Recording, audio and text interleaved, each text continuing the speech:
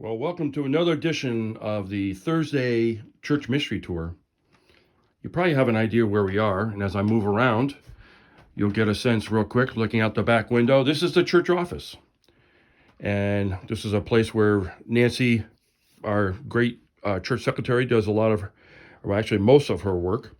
As everything from the computer to the copier to the paper storage area and to the cabinet here that has all the office supplies, church files, the treasurer's files, the folding machine.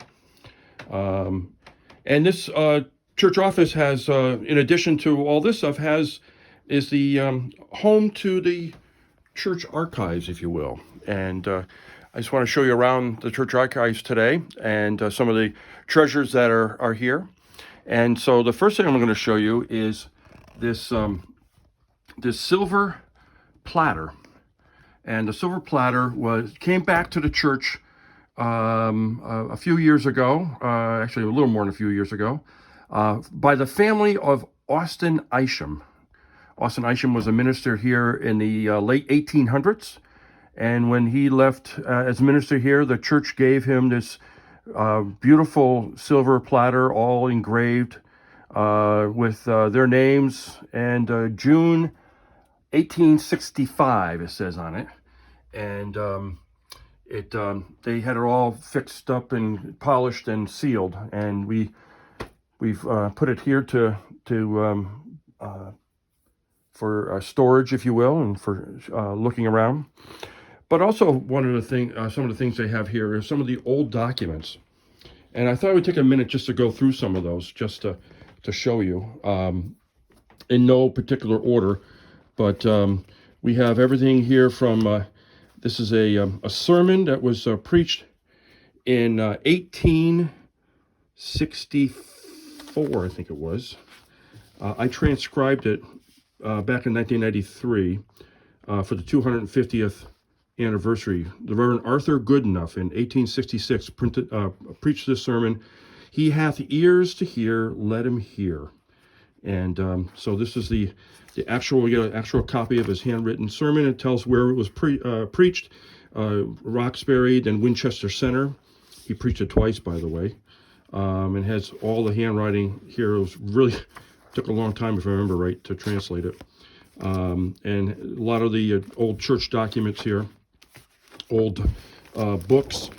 This is, again, here's the 21st anniversary of the ministry of Austin Isham. We just talked about 1860. There's a whole brochure on it.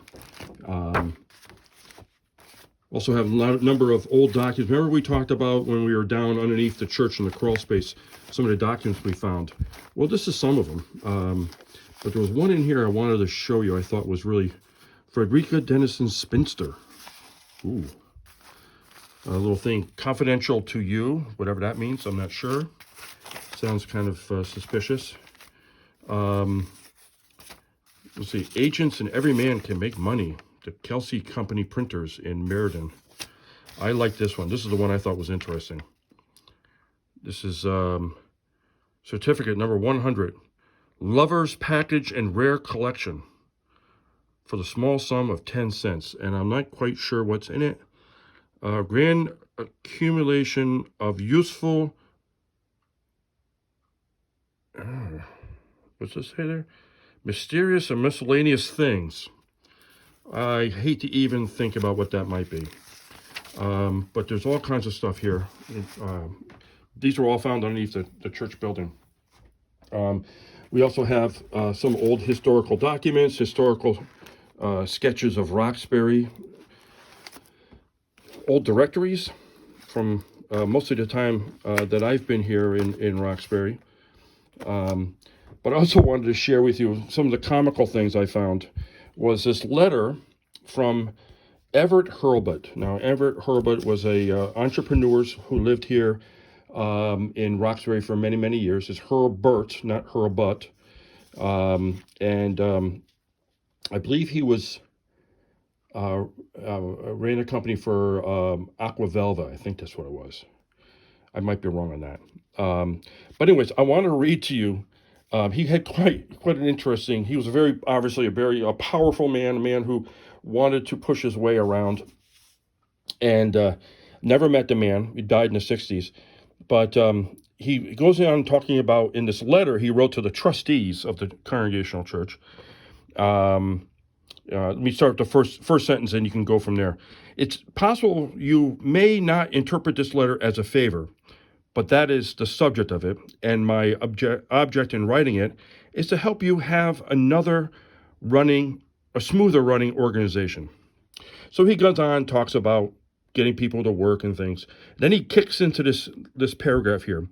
I think those damn lights on the church roof, in my description, is not profanity, but an object of contempt, are a pitiful exhibition of the stupidity of those who put them there. The Catholics across the street assured their people of a welcome by St. Peter, and without the help of the Connecticut Light and Power Company. And I think the Congregationalists should emit as much light as the fireflies, who gain admission without question.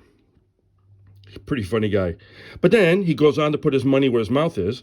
He says, maybe this is the case where I can buy what I am after.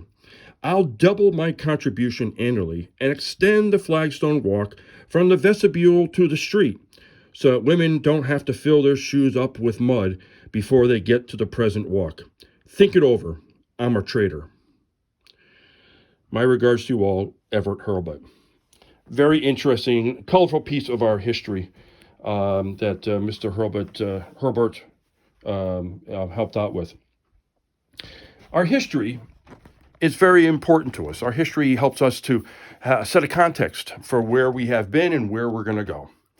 And as we sit down this next week to enjoy our Thanksgiving meal with our family, maybe some distantly and looking and talking with each other through Zoom or maybe just over the phone because of the coronavirus, it's important for us to look back at the past year and give thanks.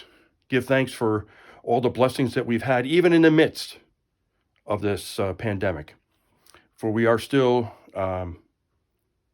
fortunate people. And I would hope that you would look at this period in time in that light, that we would look at the gifts that we still have.